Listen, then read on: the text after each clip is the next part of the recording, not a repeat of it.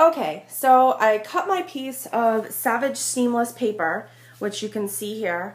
I typically cut about a 5-foot piece, and I wrap it up around my backdrop stand. I use a backdrop stand that's to the wall, and you see the piece of board that's there right now.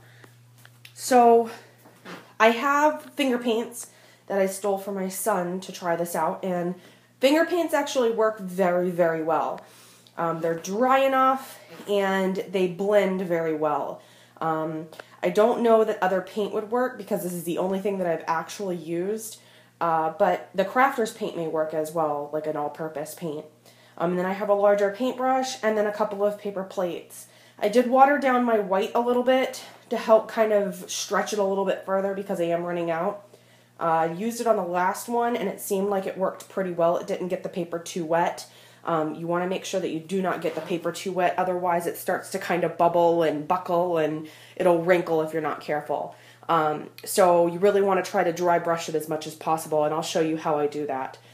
So this time I'm going to do a blue, yellow, green kind of boyish springy. I did the other one, which was a purple and teal, which came out really, really well. So I'm going to do the same type of a technique with that, with these colors. It's better to layer the lighter colors first and then do the darker colors on top. So I'm probably going to start with yellow, and then I'm going to do the green, and then I'm going to do the blue. So I'm going to go ahead and get started, and I'll come back to you. So what I'm going to do is, like I said, I'm going to start with the yellow. Because I want to start the lighter colors first. I ran out of white paper, so I am using eggnog, but because I'm using these type of colors in a yellow base anyways, I don't think the eggnog is going to be much of a problem. So the first thing I'm going to do, and I kind of put white in here to make the yellow less bright.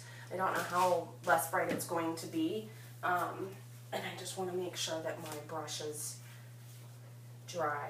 So I'm going to take quite a bit and put it on the plate. And then I want to just separate my plates because I'm going to use one plate to get it on and then one plate to kind of start dabbing. It's kind of just a random pattern. You can't really be anal about it. You can't really do a lot of pattern. Otherwise you're going to make yourself crazy. So I try to just start and blotch it and then kind of bring it around. So I'll just start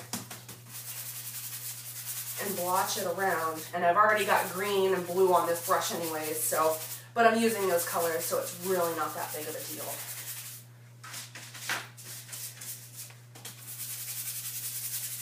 And you can tell it's really, really light, so it's not,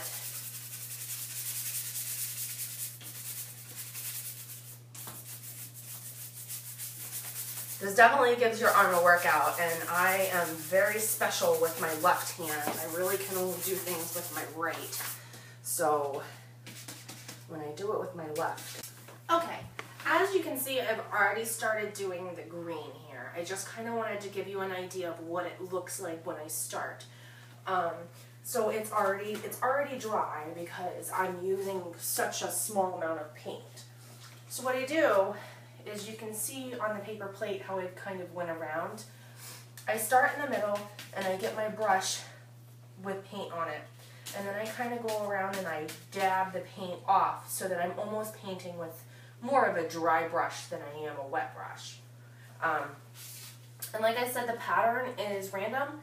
What I like to do is kind of branch off, and then I'll skip some spots, and then I'll do another blob, and then I'll branch off and skip some spots and things like that. So I like to overlap as well. And then I want to leave some space for the blue too. So I'm going to branch off and go this way. I might skip a little bit. There's not a lot of yellow in these areas, so I might fill a little bit and then overlap. I don't know, it's calling to me right here, so I'm just going to start. And you can see I'm just literally dabbing it on here, and then I'm going to take and just go over it. Now as I do this and I go over it, I'm going outside of the area too, and I'm bringing the green all the way around. So I'm going to do it again. I'm going to get a little bit more paint. That really wasn't enough last time. And I'm just going to dab it all off again. And I'm going to start, there's a lot more paint on my brush this time, so we're going to get a lot more. This kills your arm, because this is what you do for probably 45 minutes with every single color. The yellow I went a little bit darker with, but with the darker colors, I try to get it very light. I'm definitely going to need to get some more paint that's dry while I was trying to fix my iPad that didn't want to record anymore. I'm just going to kind of fill it in a little bit here.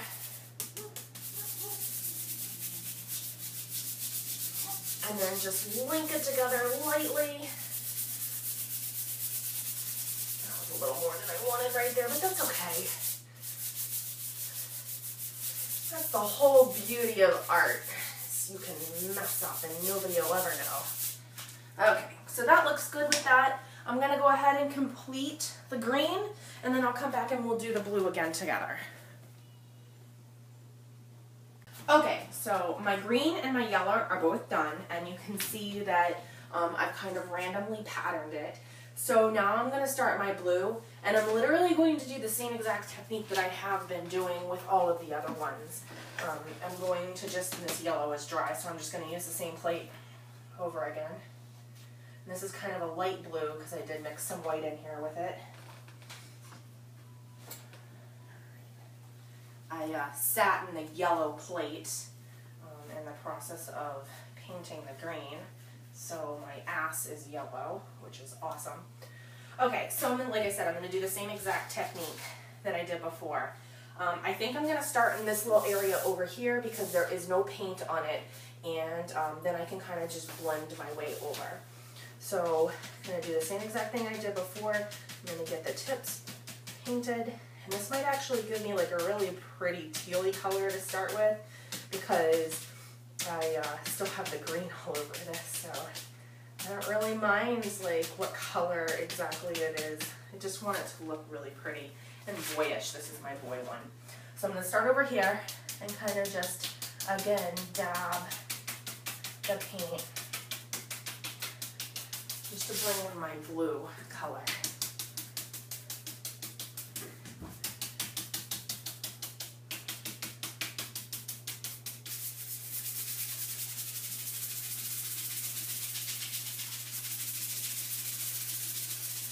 Bring it into the green so it's all kind of meshed together.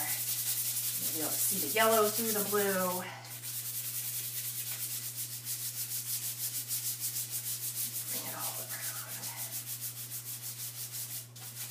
Your brush should look like this. It should be a disaster by the time you're done. If you're doing it right, that's the way it should look. Okay, as you can see, that's how I've started with the blue. I'm going to go ahead and finish with the blue, and then I'll come back and show you my finished product.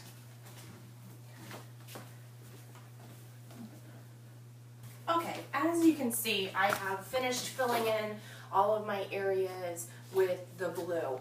And I just basically filled in my areas that were still unpainted with the blue. There is still some of the original backdrop showing, which I kind of like because it was that creamy color anyways, which kind of goes with the yellow. I'm glad I chose this color background.